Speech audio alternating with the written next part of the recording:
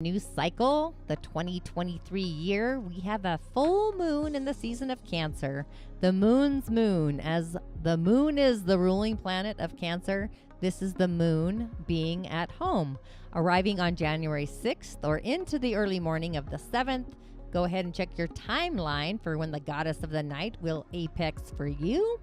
In my world, or the land I'm upon, 6:09 p.m. Eastern, 5:09 Central, 4:09 Mountain, and 3:09 Pacific p.m. So if you have yet to tune in to the Musing with Tonya D podcast, this year I am feeling the season of the witch, or the year of the witch. I have a year full of insights from other like-minded mystery musers and mystics. We have Tim Kelly with the History of Humanity, fascinating podcast coming out soon. Inshallah and Ashe are sitting here staring going, how do I say that? Rafuziman? Am I close? Thanks for tuning in and blessings to you. Of course, while we're waiting for more people to hop onto the show or tune into the live stream, listen to the replay or whatever toots your horn. We're being in the airwaves. We're upcycling our goals for 2023. And I am still pulling a card for each day, for each month to focus on. So this is a year of holding the line of faith. So are you ready to learn how you can have the same loving approach that you have within your inner guru, your management team, and can you excel that into your daily life, your algorithm stream, your own personal algorithm? When we authentically believe, we're encouraged to seek, be a watcher, a reflector by design, excelling in our approach to manage our day-to-day existence with our heart. So something that feels less strenuous or draining energetically on this earthly existence than possibly the current approach that you may have had. And Venus is assisting us to opening up our heart's chalice, innovating what or how we identify with where our heart belongs in this world and not of this world. So she's bringing in the sauce like a renovation of a higher vibration energy frequency within the realms of beauty, balance, and our instincts. Wherever she's floating in our lives, the juice is truly on. And we also have Uranus boosting this energy, expecting the unexpected, especially when it comes to our foundation, our structure within our environment, our own personal organization in our day-to-day world. So this may mean that we receive information with options on our cosmic platter, new otherworldly perspectives, downloads, events that maybe had never crossed your ethers, your mind as well. So kind of take a panoramic view. I always do a ritual the first of the year, going to the top of a mountain and getting a panoramic view of the world around me. So it's like what our heart attracted, our heart did attract one way or another. It beaconed into that vibration and returned it. So it's this heart signaling frequency. It's like an alert signal. This is how we belong leading our life. That's the question we have to ask ourselves. And the wounds of a lifetime are being edited. The story that we are telling ourselves about what we can or cannot accomplish, that's receiving a boost, an upgrade today. So with that, thanks for tuning into the Daily Snippet. Once again, I am your host. If you are new to my show, I'm a practicing holistic shaman medium, an otherworldly life coach, and a subtle energetic surgeon. I do go by the term holistic shaman medium, which is the blending of them all, coined by my friend Rich in Mongolia in 2018. But my intention is to utilize the origins, the indigenous technologies, the elemental realms, the essence of our original divine blueprint, what I see as sounds and sigils, if you will, navigating our soul's harmonic, our personal seed sound through these realms, imaginal into and through the shaman's portal, our 8th energetic center, a gateway into a cosmos, these subtle realms, and really so much magical more. With offerings, prescriptions, and rituals, usually the otherworldly kind, a little different, I might add, to really simmer in your sauce, your main stage ingredients within your personal container, whatever those ingredients are. It's your personal medicine, your prime directive, just assisting you in discovering, possibly navigating or opening the door to your own personal medicine, that inner genius, the star that I believe we uniquely all are, our own personal walk of fame, if you will, reintroducing you to that magical essence, the being that resides within each and every one of us, so that our light shines even brighter. My name is Tonya D, and welcome to my virtual medicine room. And of course, if you have yet to subscribe to my channels, please do, YouTube or otherwise, where you're probably watching me now. Tonya D on YouTube and my Musing with Tonya D podcast. The heart, the sun, the sacral, the moon, and our I am presence is online today, merged with the commander-in-chief, along with our chalice. So I hit all of these and then some in Change Your Stars. That's an opportunity I have. But I also like to give a shout out to the community, the village. Blessings to you, new subscribers. Thank you. And those of you that tune in and been part of my show since the beginning. Gratitude. And also those that tune into the replay. I do see you. I do hear you. And if you don't mind hitting the bell button so you're notified, along with the white button, which is curious. And remember, a comment or a share does get you a message for your day to get you on your way. And you can also, of course, find me on other social channels, TikTok, Facebook, and Instagram, once again. But remember, again, I am your otherworldly shamanic assistant. You truly are your own healer. But sometimes we do need an otherworldly life coach assistant to really get us out of our own magical way. We kind of create our own chaos. And the daily snippet. What is the daily snippet about? It's, I kind of muse about the cosmic galaxy, if you will, the energy there, the elementals, subtle energies, the channels, the auric field, because we're all energy vibration, really. And the messages of our day, the subtle energy centers, the elemental energy, but our command center, managing our energetic system. We are in charge, commanding these forces of our own essence, and we're leading with our own heart, taking that ability out into the world, being in the awareness of what we are aiming for, like the bullseye. And what does one believe is true for managing our day-to-day life of our own self-leadership skills, leading ourselves? What does our heart believe to be true to be self-led, self-motivated? So we're kind of updating our structure during the season of Sagittarius, but now we're taking it into this excelling aspect of moving it up a notch. The reality that we are in are really ready to grab a new one, possibly a different skill, put one back in the cosmic cesspool, if you will, where it may be a better service or a skill in another dimension, timeline, reality. But the key really is for this to work is to really love yourselves. It really is love. And are we feeling love and compassion within our earthly duties, with our skills and our intentions and our invocations? The trivial pursuits of another lifetime are kind of bubbling. We know, and we know we don't know what we do know. If you got my picking up what I'm throwing down, but blending what we do believe with what we feel is practical on our Earth school territory. So it's time to heartfelt believe differently, something new about how we manage ourselves, this mismanagement of our life. Did we subscribe to the laws of man? And then all of a sudden we realize it was or is the laws of spirit that we should have been subscribing to instead of the laws of the land. Curious there. So the laws of man kind of instigating what a great life looks like, as we are all ants and crickets, insects in a way. The great lies of the capital, all tweaking out, if you will. But faith is on the line for this entire year. So hang on to that, believe it, and hold out. Just a little tangent there, but learning to trust our innate skills, our gift, our purpose, that's really what's choreographing right now. So just a few announcements. This season, the podcast theme, the season of the witch, the mages, the seers, the wizards, people with personal medicine people. I always think of indigenous cultures, the medicine person, the shaman that you go to before you make a decision. As a reflector in human design, and all seer that I am, being in the awareness, creating what I would call an awareness tracker, tracking down, taking notice on all the things that for myself make me feel, number one, my true self, the theme of surprise, which is galactic juicy, reminds me of The Witcher. Or number two, my not self theme of self-disappointment. That's what a reflector kind of does.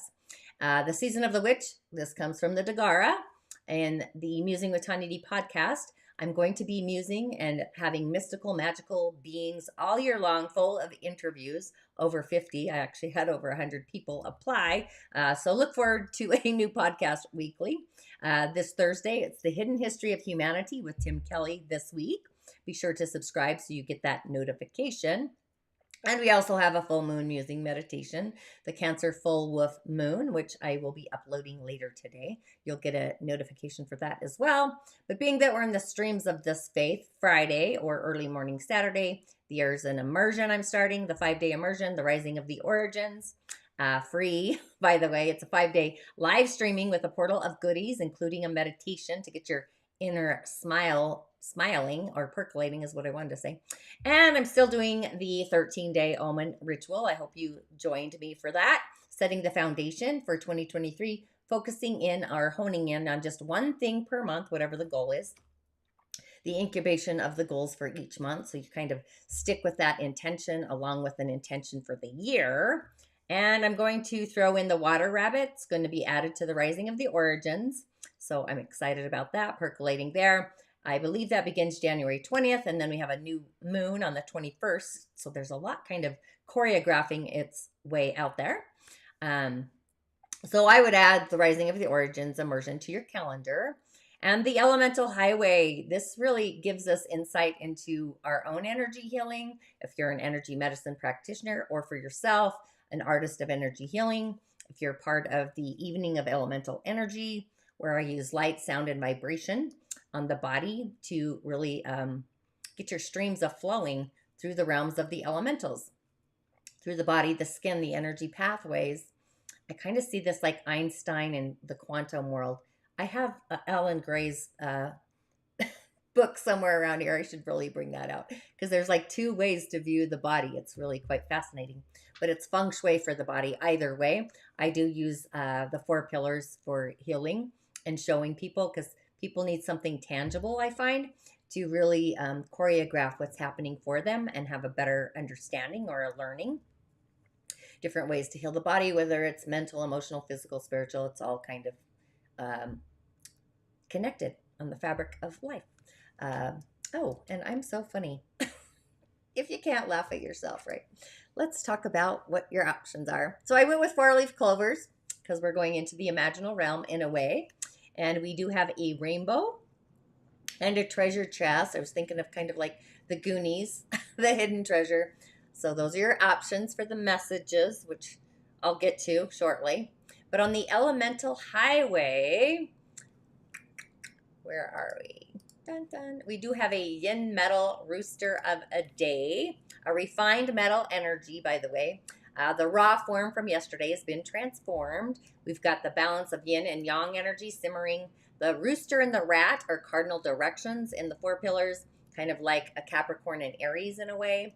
But this one's analyzing like to the finest details with a fine-tooth comb, highly focused on the goal, where the rooster is a friendly, like an asset to our day.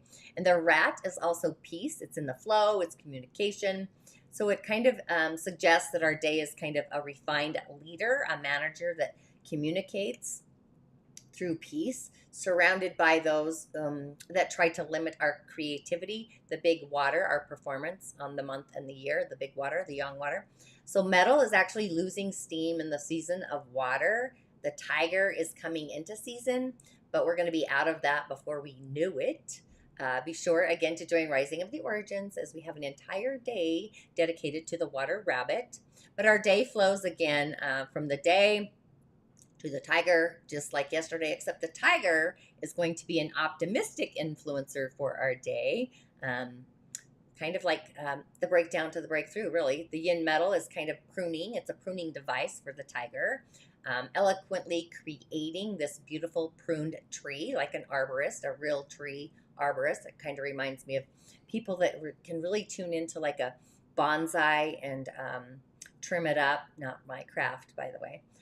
The earth, the soil, that's kind of the energy for the day. A big mountain, a ritual for the earth, a mountaintop perspective, getting all views to hone the skills. We really don't need much fire, maybe yin fire, a warming candle to reflect upon those waters. But earth Earth is going to bring resources to our day, and fire is going to add to being a charismatic leader, not out of control, but more of a warm-hearted, balanced one. So back to the messages and our options. The 4-leaf clover, isn't that awesome? I tried to find a leprechaun. Now you know where I'm going. Rainbow and a treasure chest. Those are your options for the messages. So, give you a moment there. Okay, here we go. First up, we have what lies in the shadows. This is lies in the shadows, but I liked what lies in the shadows. The 44, this is where do we belong in our inner world and where do we belong on our outer world? It's our inner attraction frequency and the outer vibration. We then commit to it where our heart belongs in a decision, which then creates an incision in consciousness, which is a whole nother story. But it's part of the helpline troop, the large, the small, the wee folk. They assist us in our daily life. Sometimes they do add a lot more confusion in an effort to be helpful. But they're associated with all of the elementals, which I love, the earth of the galaxy and beyond, star, ether, earth, water, metal, fire, stone, whatever spirit calls to you. Some of them work together, some of them work in teams. But what lies in the shadows? This is healing of our shadows. It's the addictions, it's bondage, it's our self-esteem. And this little fae works very hard. She's got really the toughest job to do out there. She puts an amazing deal of tough love into it. She prowls the night streets looking for those in need of help. And she finds way far too many of them, as we all know. But she's the patron fairy of social workers, therapists, healers, shamans, intuitives, and all others who try to assist alcoholics, drug addicts, and other souls caught in the darkness, the ghost of their own darkness, of their own inner shadows. Maybe they were abused by those who should have protected them. However, she does not sit in an office somewhere. She is out there on the dark, dangerous streets in the unseen, lending a healing hand out there, soothing an anguished soul over there, whispering comfort, encouragement into a lonely ear. You can just really feel into her. She brings a touch of hopeful rainbow light into the deepest of shadows, including those darkened human hearts. But being that she's otherworldly, this is signifying bondage to those addictions, maybe a compulsive, self-destructive behavior, maybe anger directed towards yourselves or probably others, hitting the bottom of a cycle. So it may even seem that there is no possible way up, but this can also indicate false friends who lead one astray. The yang water would be a false, an unfriendly, nope, yang metal, sorry, my brain went somewhere. But this is separation, it's loneliness, it's isolation that could usually be choreographed or present. Some people sink to this level because of the feelings of guilt. And if so, we got to consider the value kind of atonement, the one-ment with ourselves, instead of dividing ourselves into the judge, the jury, the criminal, the executioner.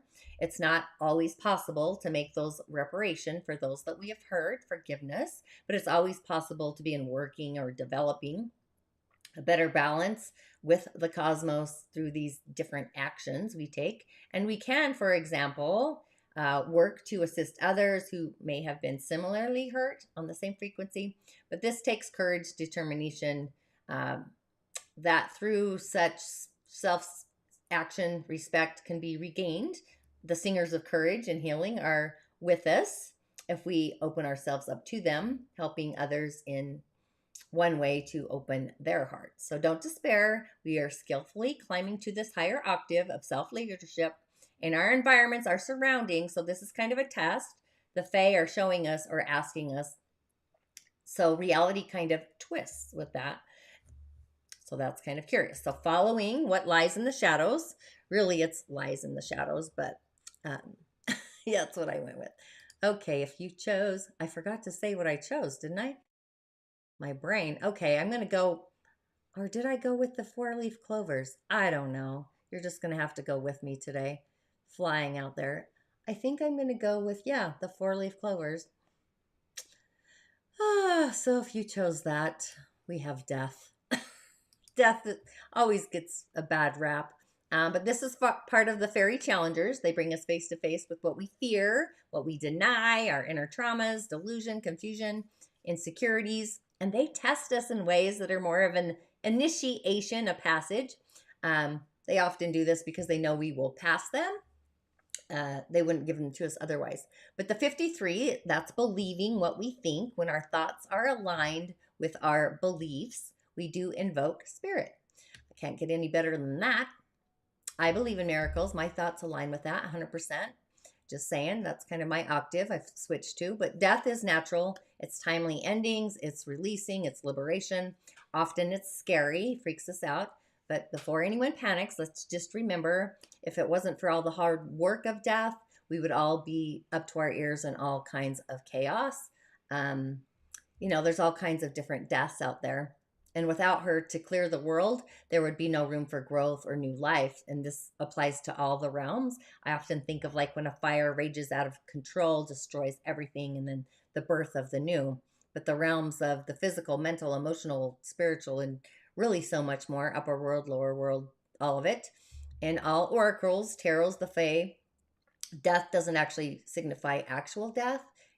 That's rarely the meaning, but it often indicates significant change. I would say radical change on an energy of today, one that involves letting go of the old life in order to move forward into the new, the birthing of the new.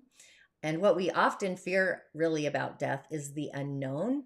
We're always curious about it. It's kind of fascinating. But the what next of it all, we may be experiencing some great pain as a result of holding on to the aspects of our life that we've actually outgrown.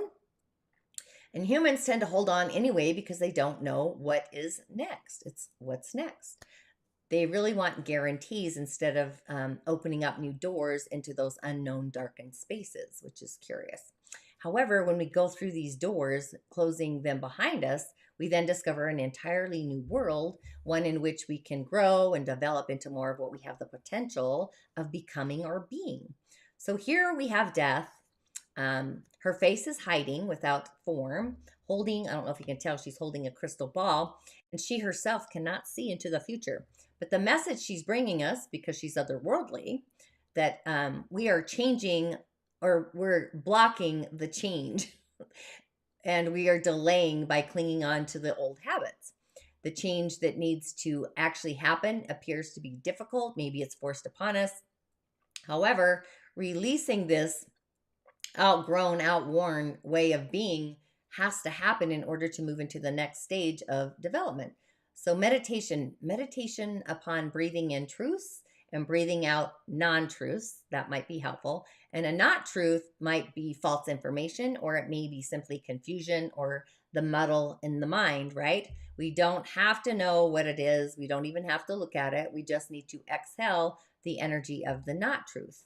So it's important to look to the future. However, at the same time, it may appear unknown or frightening.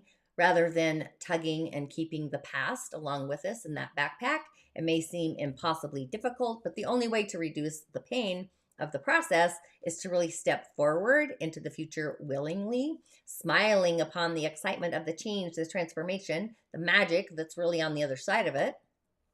That's kind of the message there. So I think we're going to have an energetic hiccup to get us out of the past. Okay, and our final message, I'm going to go with the treasure box. I feel like I did say the rainbow now that I think about it. But our final message, we have, oh, that gnome, the gnome of O, if you will. This one's part of the she. These are the people of the hills, the lords and the ladies. I love the gnome, the fays. I actually love them all. But these ones are the old ones. They all dance, all the fae dance. But the she do so to bring in the energies of the singers, to bring them into manifestations through the world for the pure essence of joy of it. It always reminds me of the joy molecules. They're the ones who create, nurture, and build habitats of the world. They're guardians, they're teachers, they're comforters. So I find it curious how we went from the shadows or death to the she. So adventures here. The helpline troop, the challengers, and the she. That's the order. However, remember, the last time I played with the fae was on the Friday before New Year's, the 30th, I believe. So if you haven't seen that show, go ahead and watch it. Fast forward to the messages. What was curious is the energy of the year was my intention.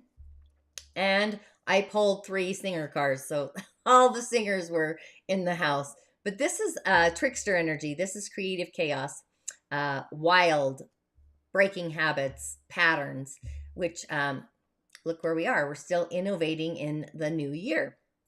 And the 26th, this is opening us up to accept a feeling. When our heart opens and receives the joy molecules, the dance, the love vibrations, the gratitude, the hope, whatever feeling that is for you, it then also becomes an incision in consciousness. So we hold that frequency. So we did have this at the end, and we also had it with the first card, different energies, committing to a new way of receiving a new feeling.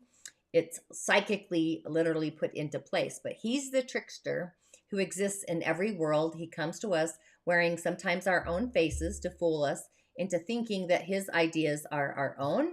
But he brings that creative chaos into our lives, and he helps us break down those old habits by showing us how really silly they are. And he's encouraging us literally sometimes to fall on our face, tripping us up, to get a different point of view. And then when we look up past all the goo that's smeared on our forefront, if you will, he helps us to get ourselves into situations in which we can discover the gifts that we've never even knew we even had. Often because there's no way out of the mess that often we get ourselves into. So he's tripping us up. So this gnome is unreliable. Sometimes he encourages us for some drunkenness or himself, and that's true. He certainly doesn't always do what we expect, but our expectations are our problem, not his. That's how he sees this. As for drunkenness, in vino veritas, in wine there is truth, right? We speak our truths when we've been imbibing. So when we let down those mental sensors, those filters, we sometimes come up with discoveries about who we really are, what we really want, that we hadn't let ourselves know or come out. And when this happens, that's where the breakthrough is, right? And all too often, the first step in a breakthrough really does feel just like a breakdown. There may be better ways of doing this than getting drunk or going through a psychotic breakthrough. That often happens, but better ways take skill. So he has to work with what he has, us, just as we are, the magical being that we are. So this gnome, that gnome O, tells wild, wonderful, long-winded stories, complete with demonstrations, actions, a lot of arms waving, reminds me of myself. But that gnome is full of knowledge, and the trick is sorting out the truth from the fiction. So it takes a lot of good sense, great sense, to be able to listen to him. He isn't known for his patience.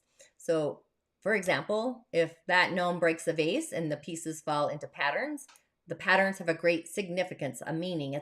It's like a divination, but it's up to us to actually read them and understand them where the pieces are falling in the puzzle. But he's the potentially constructive force of chaos. He's the keeper of our wild gifts and talents, the ones we may not even know that we have. So him appearing, it's often a call for our attention to our dormant gifts. So in a nutshell, where he claims that we do belong. So it's his job to help us get lost in our comfortable ruts so that we can explore wonderful, exciting, strange, different new paths. He's a great friend of the raven, who's the philosopher trickster, and the coyote is one of his many disguises. He's also really smart. He sometimes outsmarts himself. It's like laughing at ourselves sometimes or all the time. I do that myself. You witnessed it on the show, but it's allowing laughter to carry us into new insights, new ways of being. Then this gnome within us is waving his fairy wand. He's happy, he's full of glee.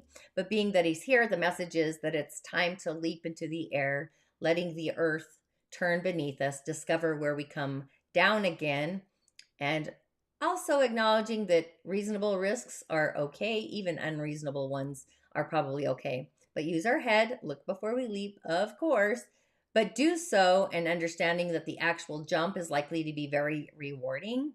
There's no guarantees, but then again, there never is any guarantee really anyway, right? Or is there? I don't think so. There's never a guarantee. So no matter how pretty the paper is that seems to be printed on these little words, scroll around the edges and look at things differently. The presence of this gnome tells us that the forces of chaos are literally at work. Things may not be as they seem. This may be very well a great thing. Look for the unexpected, find the opportunities in them, and go for it. It's going to be otherworldly. He says that no matter how confusing things may appear or seem, there's a way to make them better, but it's a creative way, one that we probably haven't tried before. So think amazing thoughts, hold the tone of that thought vibration, believe it to receive it, hold that frequency. And the messages, they're really in alignment with the galaxy, along with the elementals today, the power pathway, the command center, the heart, the sacral, aligning to form a belief that we can heartfelt commit to believing. A new structure is made, a new skill, a new opportunity. So things are ending, the shadows are dissipating, doors opening. Don't be afraid of the chaos. Remember, in the first Witcher season, she let her chaos free. And the magic of the new birthing, destruction for generative forces, 2 4s. And I would affirm I am excelling, a belief I can capitalize on. Holding the tone, the sounds of the heart beaconing through. And with all of that, thanks for tuning in, and I will see you on the other side. Watch the replay as well, or the live show, and make it grand. Make it a great day. Ashe.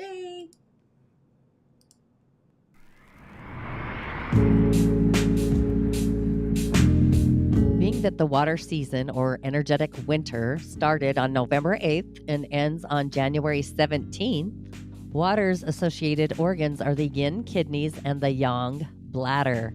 Our core vital energy is located in the kidneys, so when kidney energy is strong and in balance, we promote regeneration of the body, youth, vibrancy, and vitality. The kidneys are the body's most important receptacle of essential energy, known in traditional Chinese medicine as the root of life.